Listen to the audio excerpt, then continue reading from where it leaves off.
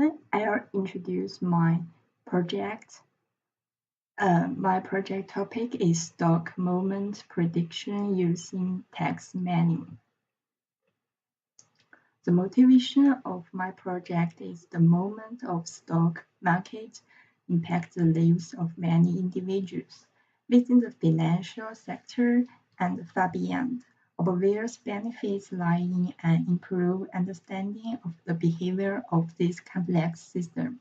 Financial transaction datasets reflect the final outcome of the trader's decision-making process. The decision to buy or sell a particular stock. Such decision may be influenced by various types of information in a trader's environment. Trader may not only receive information through implicit attempts to search for information online, but by passively or actively receiving news broadcast by large financial news outlets. In my project, I researched on the sentiment analysis used to predict the movement of stocks. I'll have a fair part to introduce my project. The first is data collection, the second is feature extraction, the third is model design, the fourth is model evaluation, the fifth is compare with other methods. This is my dataset. It is collected from the internet. In the upper right, this is an image of my news datasite. It's all news headlines. In the left part, it is the date of this news, and in the right part, this is the headlines. And the below picture, it is the price of one stock, the lively date, and there are 5 items of this price. I used in my project is only this price, opening price. Okay, this is the feature extraction steps. Before we feed our data science into the network, there are many steps we need to do to clean text. First, we should remove the punctuation, the white space, and any other word it is meaningless or some other features. We only want to use in our model is the word. So any other features we should remove. After that, we need to split our text into any one word. It's just a unique word. And any unique word should have its own presentation. That means the computer cannot recognize the word it's like, but they can recognize the numbers. So we should convert every word into its own numbers.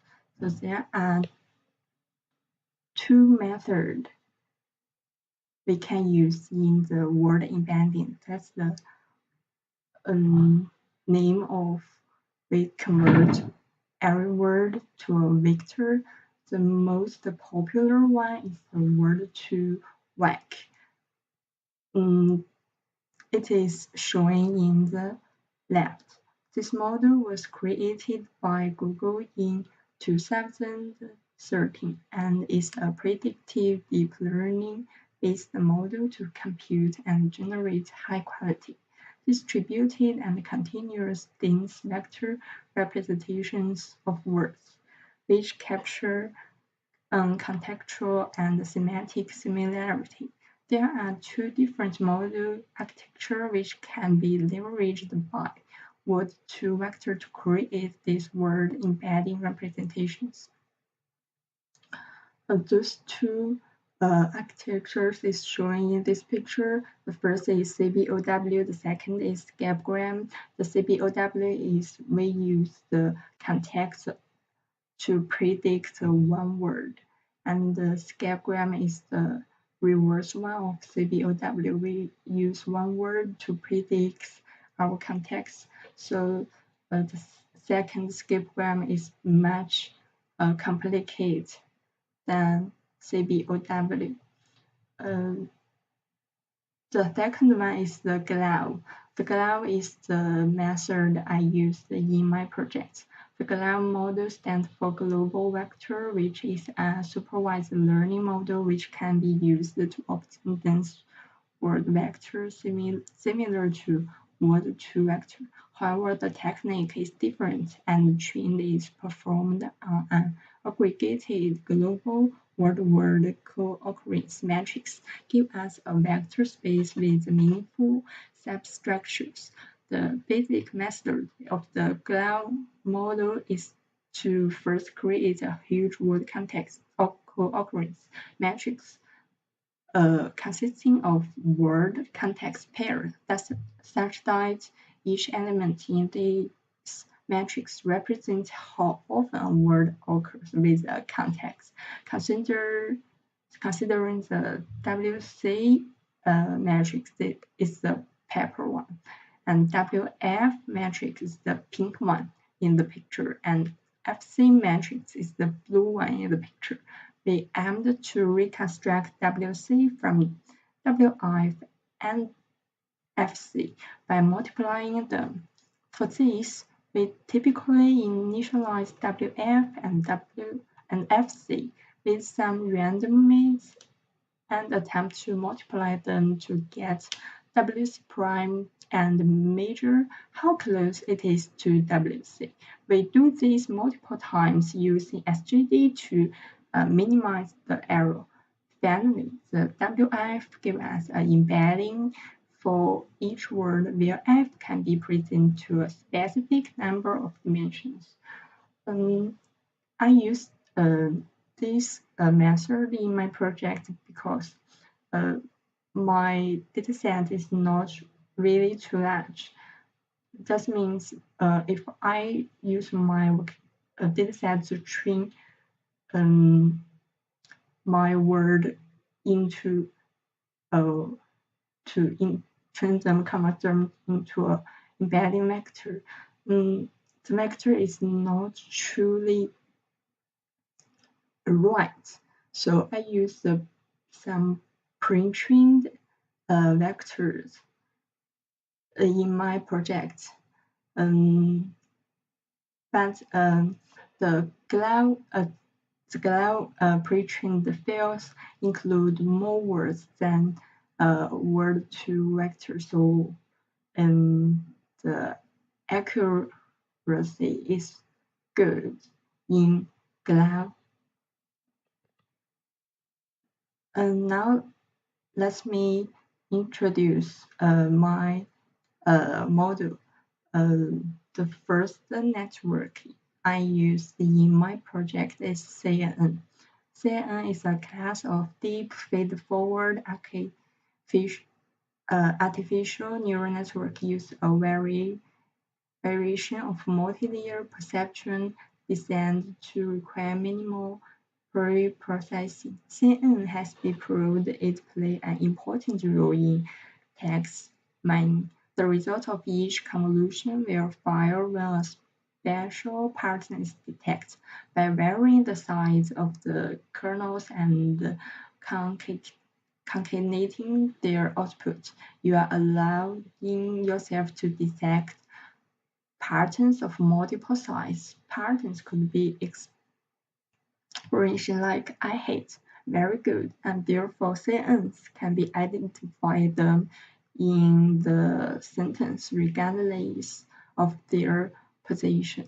You can see the detailed description of CN's work.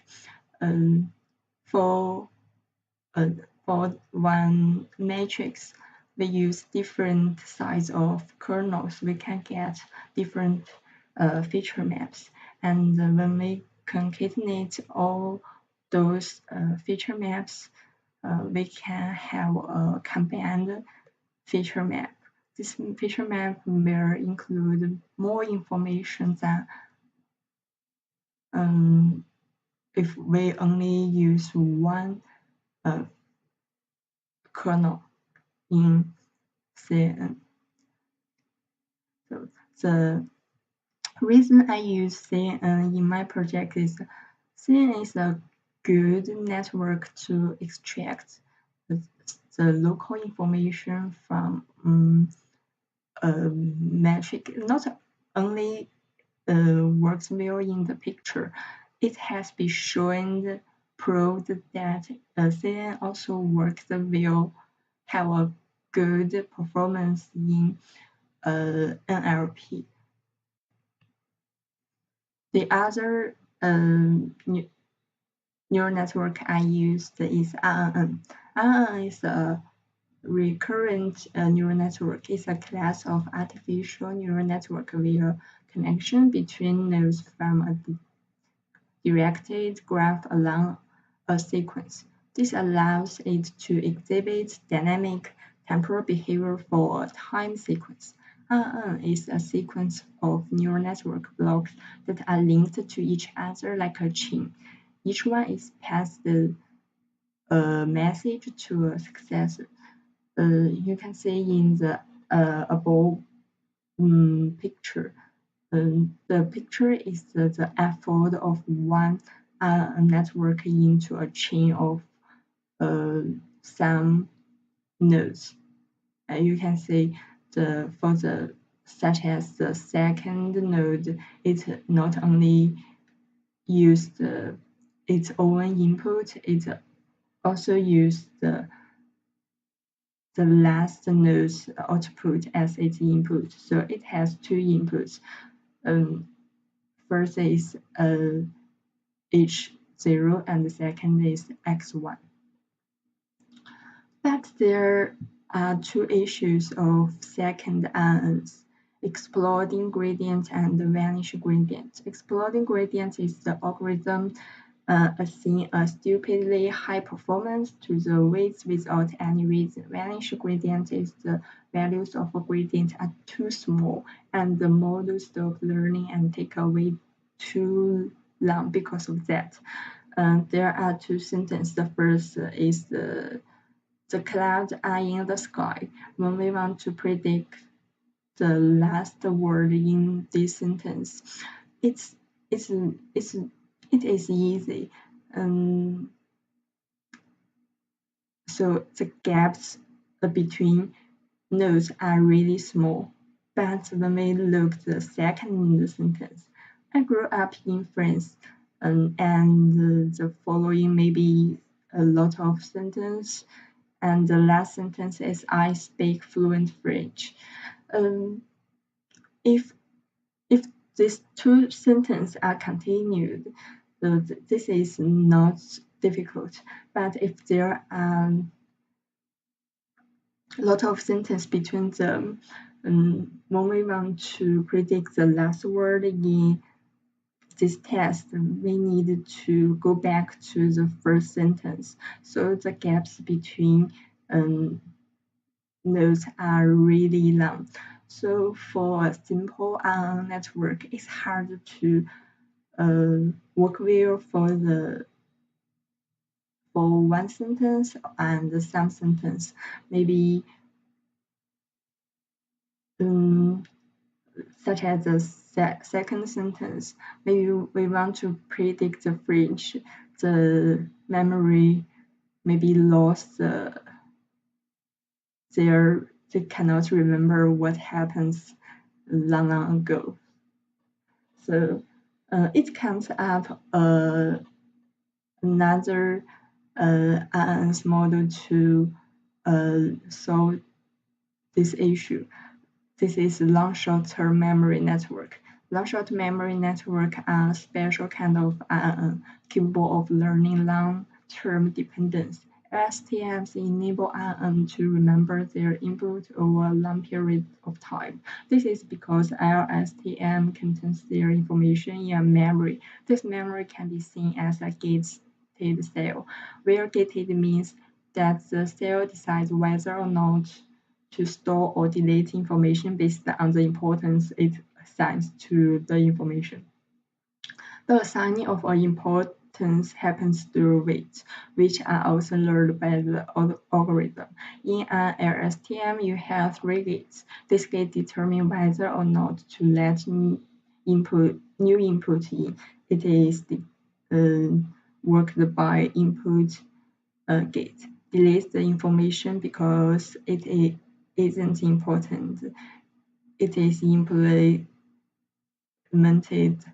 by a forget gate, or the third gate output gate will let it impact the output at the current time step. So in my project, I choose to use LSTM to help us to address a sentence as a human read a sentence from one word to another word, but the model will remember what happens in the past. This is my model design in this project. I have the embedding layer I used in these networks because I use the pre-trained word embedding method. This means there are some word missed in the pre-trained file. So I give them a random vector, but the random vector cannot represent their actual value. So I use embedding layer to update their vector to make them more and more accurate.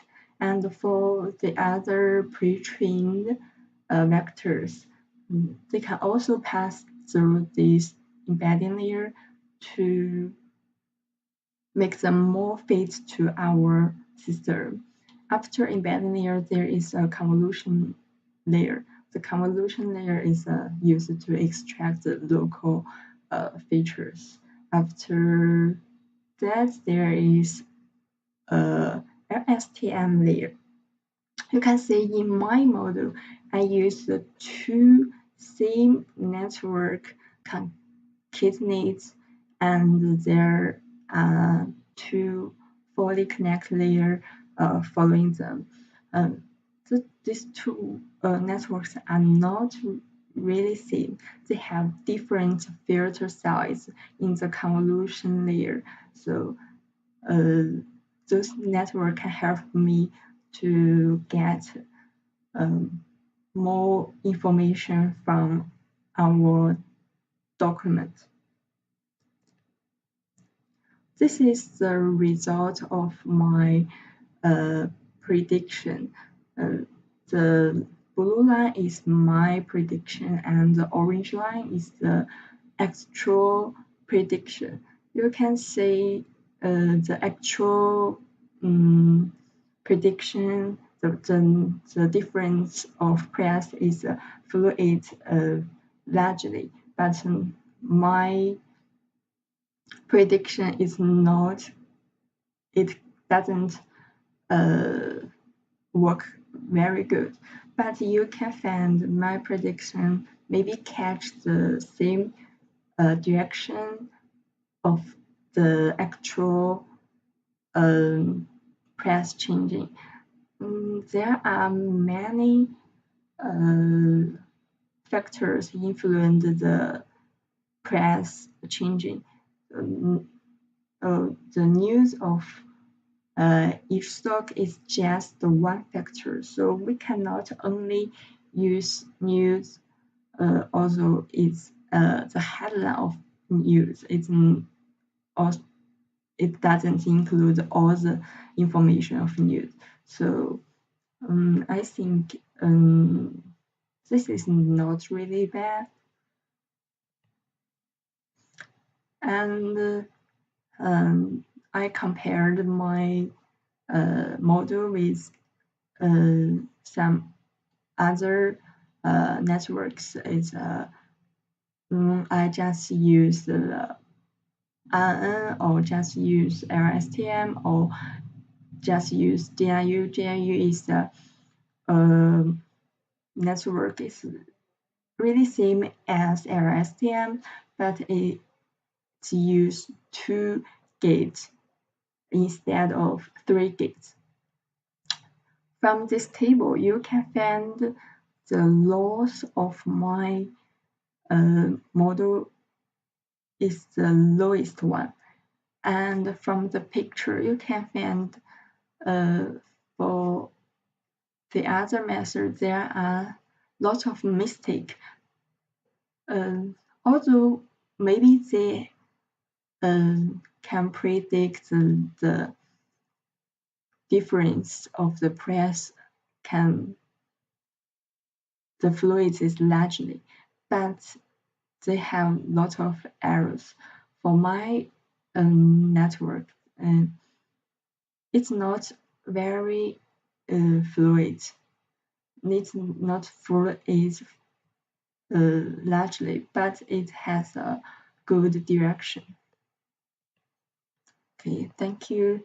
And now let me run my code.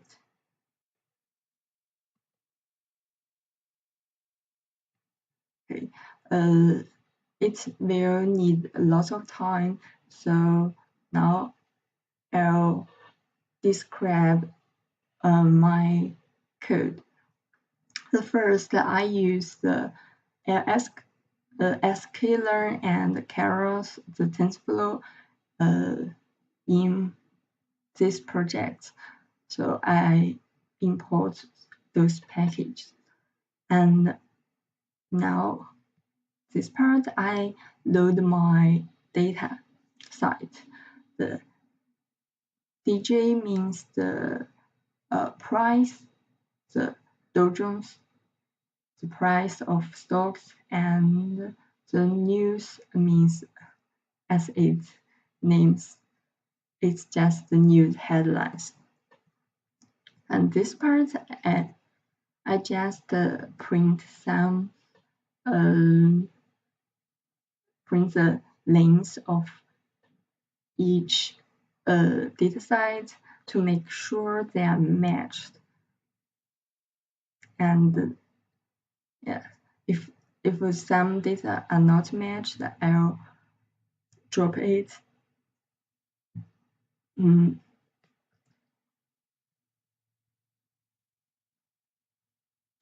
that, I start to clean my dataset.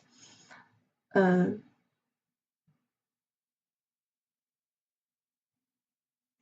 can see from the daily headline. Daily headline is every headline, and the date means the one date, all headlines in one date.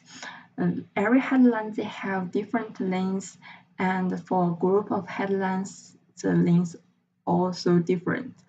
But the network need our this side to be the same. So I predefine the one value of two numbers for the length of headlines and the length of group of headlines. For those headlines do not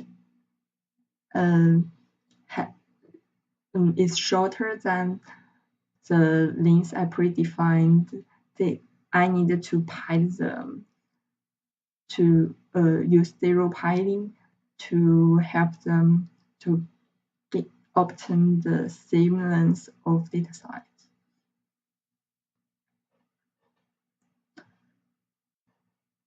This is the contractions. Contraction is some contraction, and there's a it's longer type. Uh, I define this dictionary to use in our test segmentation. For the contractions, we can not split the word into just the unique word. So when we pass our document one by one, when we find there are contractions in our file, we will convert them into their longer one.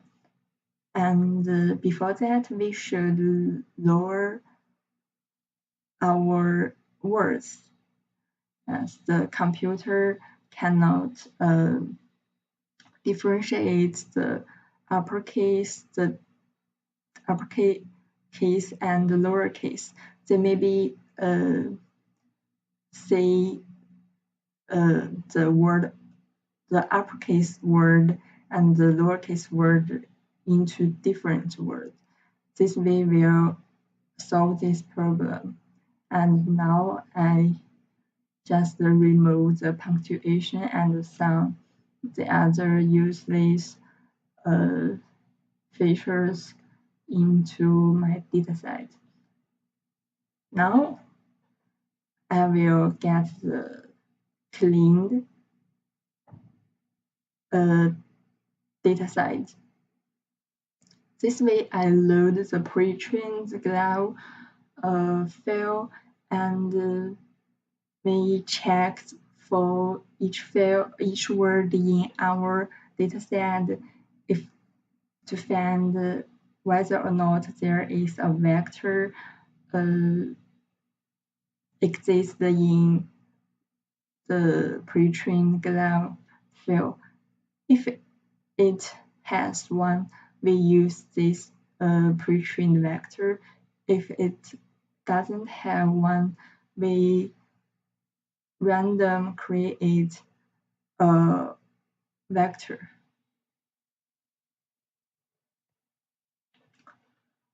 The vector is the weight we use in our embedding layer, but now we need to convert our word into a unique number.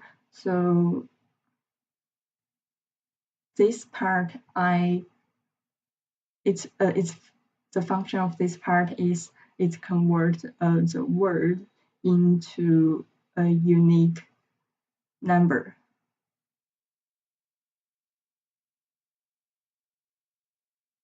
So this is a summary of the how many vocabulary in our data sets and how many words we will use. For some word, it's just occurred once. We don't use it. But when a word is in the pre-trained dataset or it occurred more than 10 times, I will use this word in the training. Now, this part is I create my embedding matrix.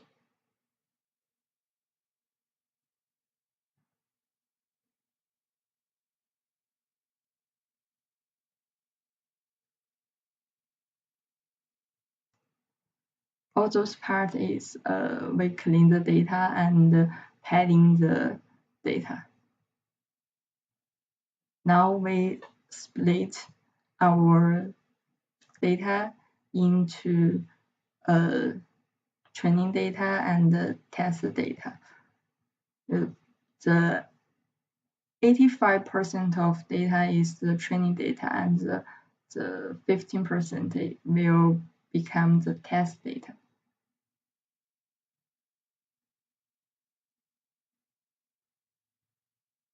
Now we start to create our model.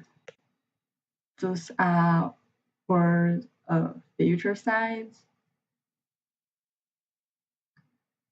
And in my network, I trained different types of networks. The network can be deeper or the network can be wider.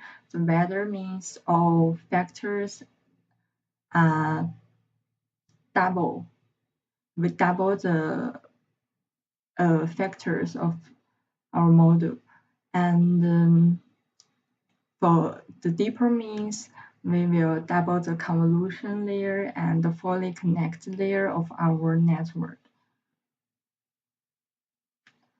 From the slide I presented before, we have two networks concatenate.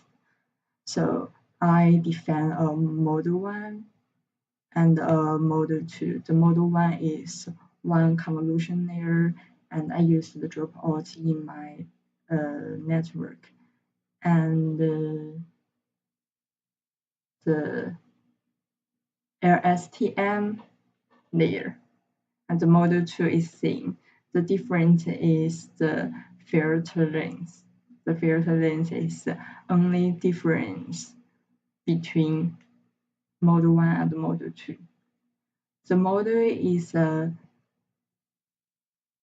fully connect layer shown in the picture I showed it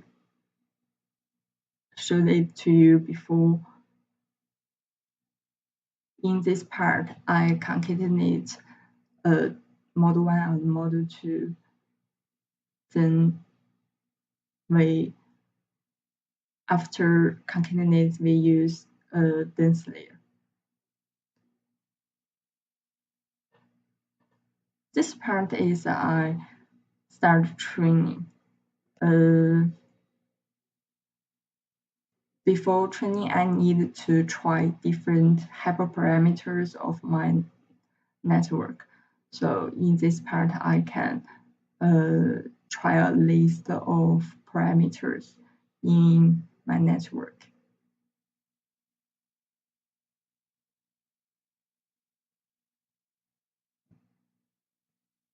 This part is the result. I will get the result of my model and predicts the result of my model.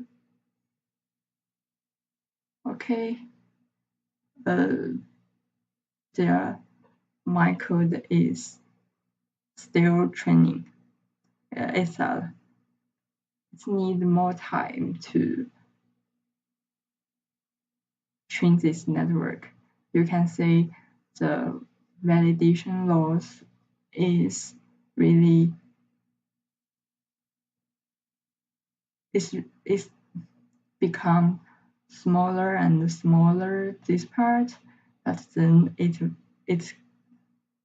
will become much more larger. So when the validation loss will not decrease, we will change our learning rate from a larger learning rate to a smaller learning rate. The advantage of the adaptive learning rate I used in my project is we can learn our model in the first. It will start with a large step size, which can help us train the model quickly, but we want to get a precise model. So after a quick training, we will decrease our learning rate to make our learning rate smaller and smaller to detect the exactly the global minimum of our system. And in this network, I also use the early stop, uh, which is very useful in model training. Uh, in my definition, if the validation loss is not decreased in 5x, we will stop our training.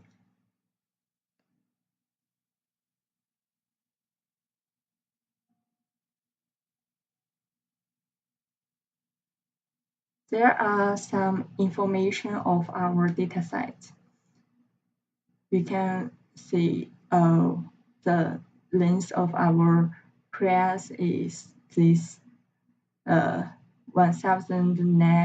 1989, and the word missing from the glove pre-trained field is 47. Okay, we get our uh, result. This result is not really good. But we can check the loss of this. Yes, it has a large loss. So this training is not uh, the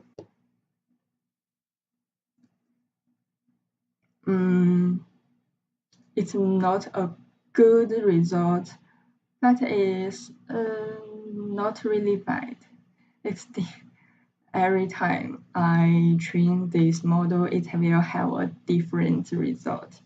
So this time we don't catch a good result.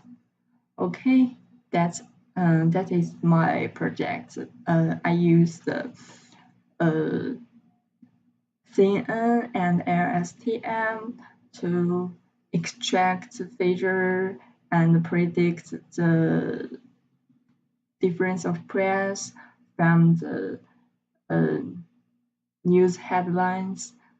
Um, okay,